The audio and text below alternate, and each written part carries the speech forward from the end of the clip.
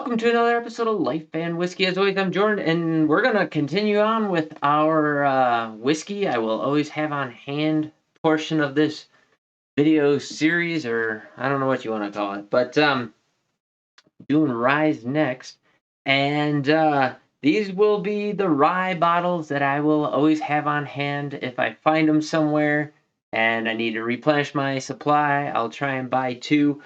Several of these more expensive ones are actually a bit more difficult to find and come by, but most of these are cheap and readily available whiskeys, and I think you should. I highly encourage you if you like rye. Ooh, I forgot one.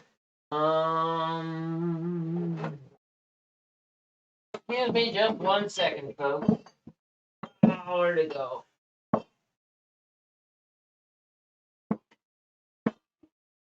Once again, making an appearance. Let's start off with this. I do not have a bottle on hand at the moment, but the John Jacob Rye, one of my favorite rye whiskeys out there of all time.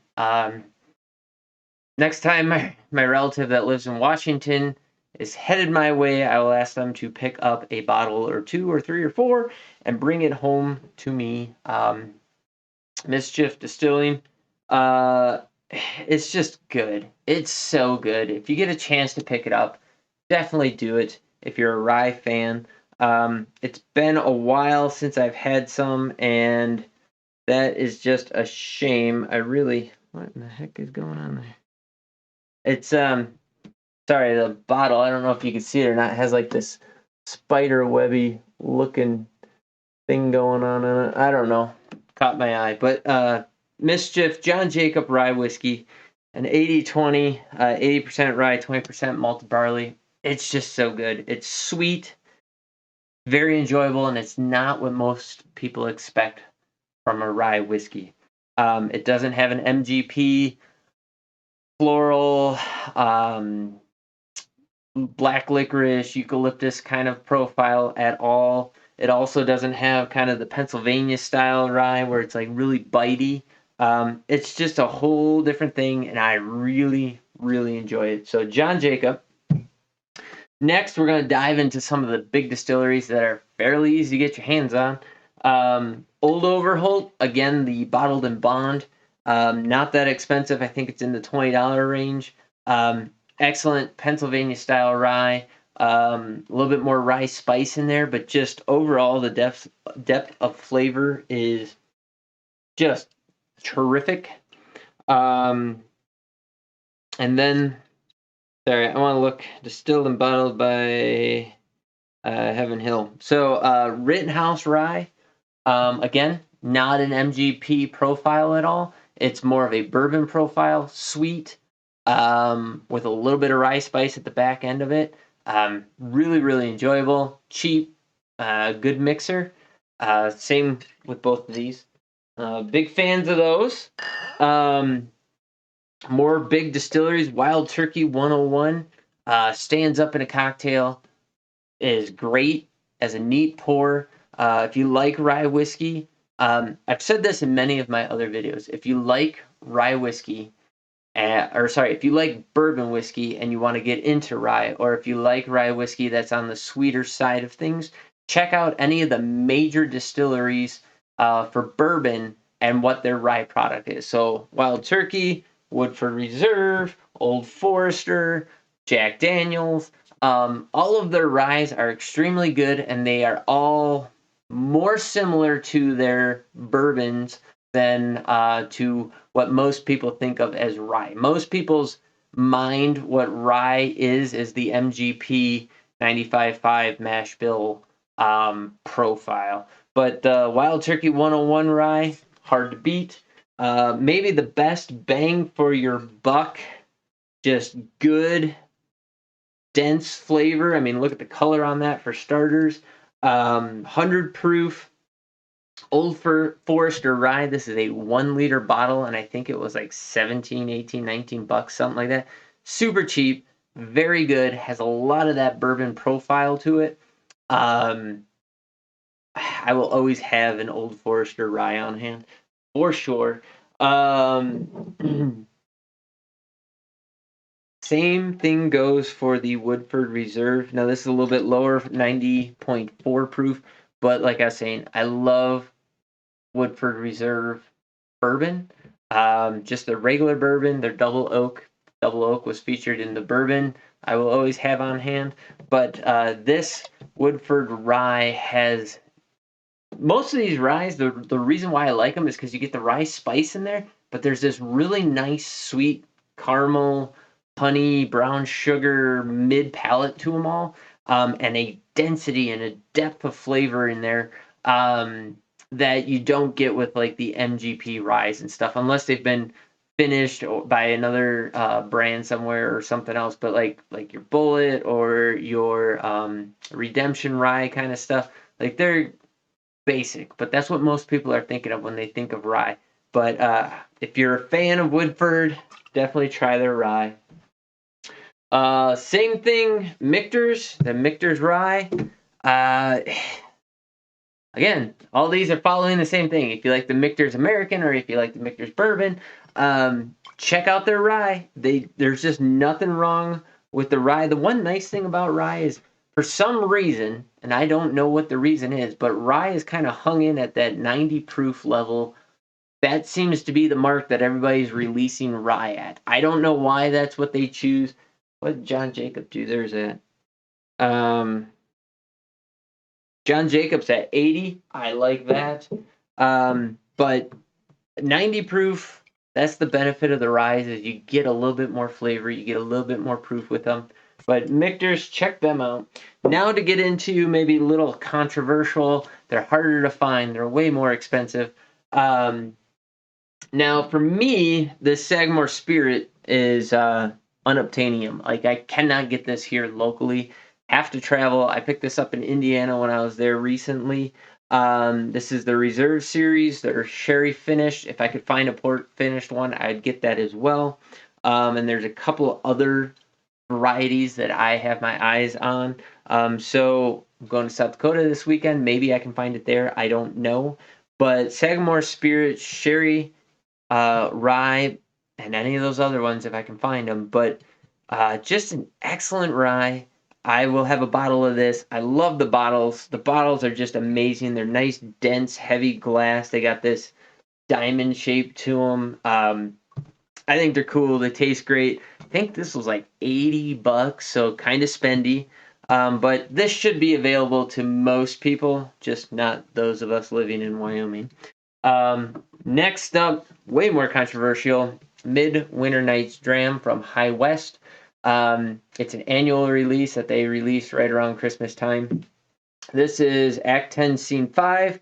Now, this is the first and only bottle I have had of this. Watching whiskey reviews of it online, most people say that this year's release, this Act 10, is not as good as previous year's releases. But this is the only one that I've ever seen, and so I bought it. It was $140 here locally, which is expensive. But what it is their Rendezvous Rye, which I have 4 bottles of Rendezvous Rye from 2019, 20, 21, 22. I did not buy the 23 because it's a decent rye, but it's not anything mind-blowing, and it's pretty expensive. So I have all those different varieties. If you watch, I think I did a head-to-head comparison of those. Check out that video. They're good as a rye fan. They're good whiskey, but the finished rye is really where it's at. So this Sagamore Spirit's a finished. This one's finished. That Rendezvous Rye is then finished in port barrels. I'm going to search and find if I can find one of their other releases of this, a Midwinter's Night Dram. I will. Also, I keep harping on my hunting partner. I'm sure they're already sold out, but this year was the 10th year anniversary for High West. They did a special release for that. And that's also kind of why this bottle is kind of nice too. But if I can have any of the Midwinter Night's Dram on hand, I will always have a bottle of this. Although, we'll see how stupid prices get, because $140 is a bit ridiculous. And then another one that's very difficult to get, at least for me here in Wyoming. Look at how dark that thing is.